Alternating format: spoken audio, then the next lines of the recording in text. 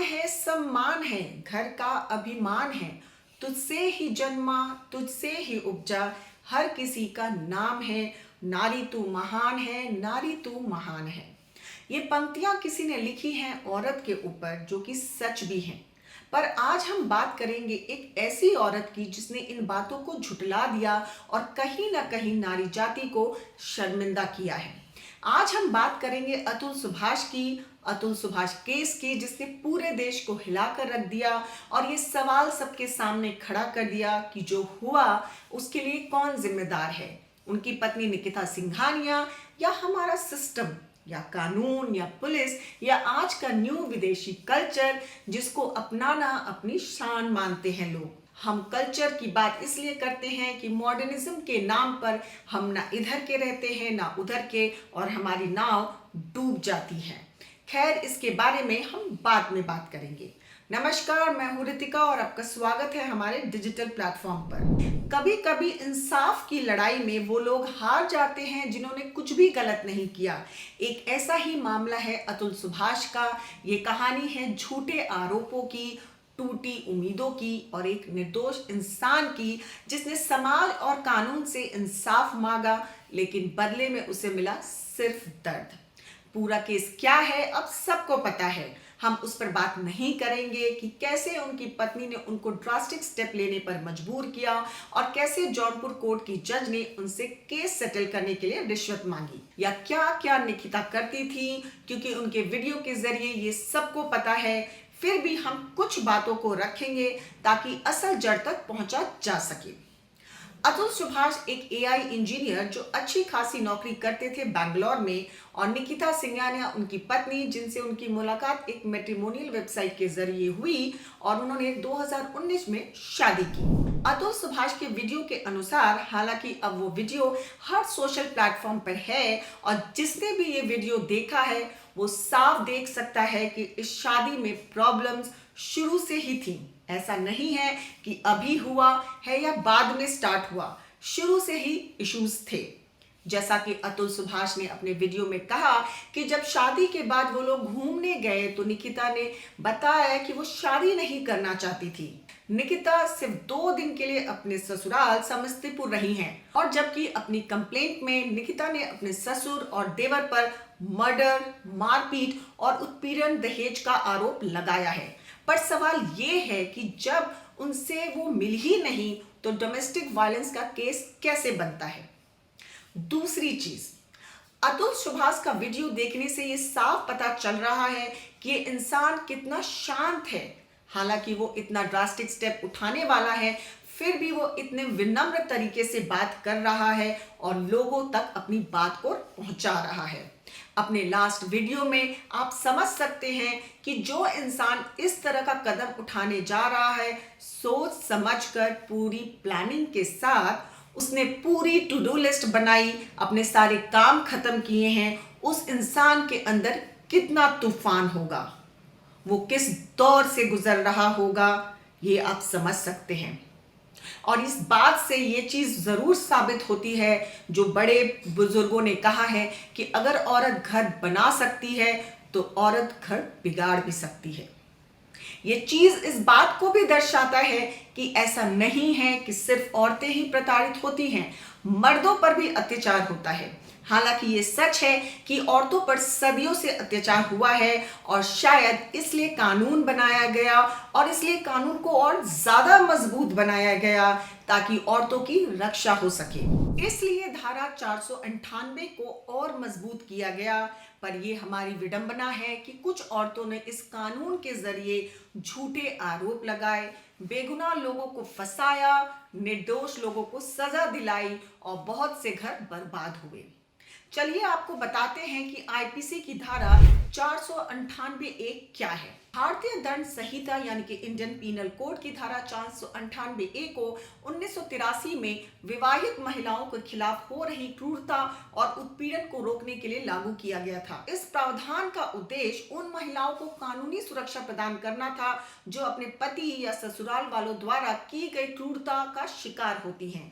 यानी किसी महिला को उसके पति या ससुराल पक्ष के लोगों द्वारा किसी भी प्रकार का मानसिक या शारीरिक उत्पीड़न सहना पड़ता है तो वो यह अपराध की श्रेणी में आता है। इस कानून के गलत प्रयोग पर सुप्रीम कोर्ट ने भी हाल में कुछ कहा है, आप सुनिए। सुप्रीम कोर्ट ने 10 दिसंबर को कहा कि दहेज उत्पीड़न के मामले में अदालतों को कानून का दुरुपयोग रोकने के लिए सावधानी बरतनी चाहिए और पति के सगे संबंधियों को फंसाने की प्रवृत्ति को देखते हुए निर्दोष परिवार के सदस्यों को अनावश्यक परेशानी से बचाना चाहिए। Justice BV. नागरत्ना और जस्टिस एन. कोटेश्वर सिंह की पीठ ने कहा कि वैवाहिक विवाद से उत्पन्न आपराधिक मामलों में परिवार के सदस्यों की सक्रिय भागीदारी को इंगित करने वाले विशिष्ट आरोपों के बिना उनके नाम का उल्लेख शुरू में ही रोक दिया जाना चाहिए। ऐसा पहली बार नहीं हुआ है कि इस कानून का गलत इस्तेमाल हुआ है।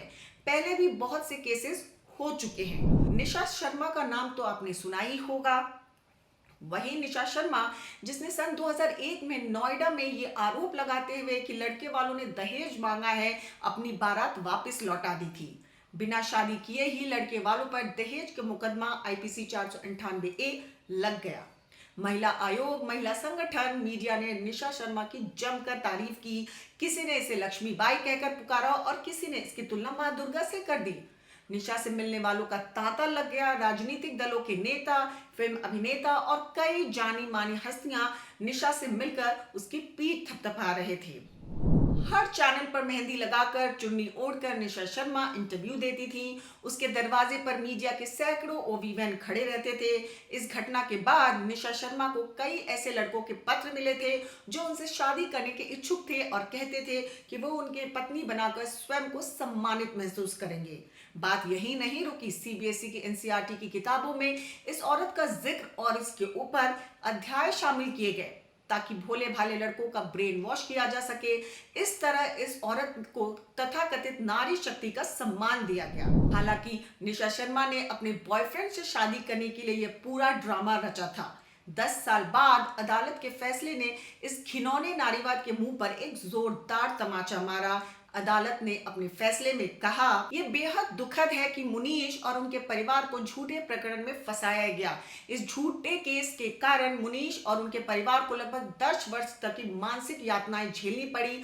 अफसोस इस बात का भी है कि मीडिया ने भी झूठे केस को खूब उछाला। ये मीडिया की विश्वसनीयता पर सवाल है। निशा शर्मा ने जो भी आरोप लगाए वो सब सिर्फ और सिर्फ सोची समझी साजिश थी, क्योंकि निशा विवाह करना ही नहीं चाहती थी, क्योंकि उसका किसी और से अफेयर था। लिहाजा ये अदालत मुनीश और उनकी फैमिली को बाइज्जत बरी करती है। ये फैसला सुनकर लड़के वाले खुश तो हुए, लेकिन उनकी जिंदगी के 10 साल इसी झूठे केस में तबाह हो गए। लड़के की जॉब छूट गई, 1 साल जेल में रहा, फिर 8 साल वो कोर्ट कचहरी के धक्के खाता रहा।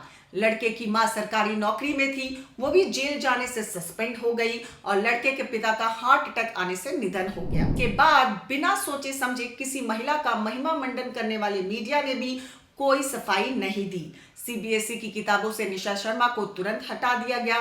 मीडिया मसाला दिखाने की शौकीन है, लेकिन सच्चाई सामने आने पर उसे भी उतनी ईमानदारी के साथ उसी प्रकार प्रकाशित करना चाहिए जिस प्रकार घटना पर किया था। ये मीडिया की नैतिक जिम्मेदारी होना चाहिए और कभी कभी यह उत्पीड़न इतना गहरा हो जाता है कि उनकी जिंदगी खत्म होने के कगार पर पहुंच जाती है। खैर, हमने इस मामले का जिक्र इसलिए किया कि देखिए कि एक लंबी लड़ाई लड़ी उन्होंने, लेकिन जीत हासिल हुई। हालांकि उन्होंने बहुत कुछ खोया, पर फाइनली जीत उन्हें मिली। और शायद अतुल सुभाष को भी लंबी लड़ाई लड़ने के लिए तैयार रहना चाहिए था। इस तरह का ड्रास्टिक कदम नहीं उठाना चाहिए था। समाज में अक्सर पुरुषों को ताकतवर और स्त्रियों को कमजोर माना जाता है। जब घरेलू हिंसा, दहेज या मानसिक उत्पीड़न की बात होती है तो स्वाभाविक रूप से समाज का झुकाव महिलाओं की ओर होता है। लेकिन अतुल सुभाष का मामला एक सशक्त उदाहरण है कि पुरुष भी उत्पीड़न के शिकार हो सकते हैं।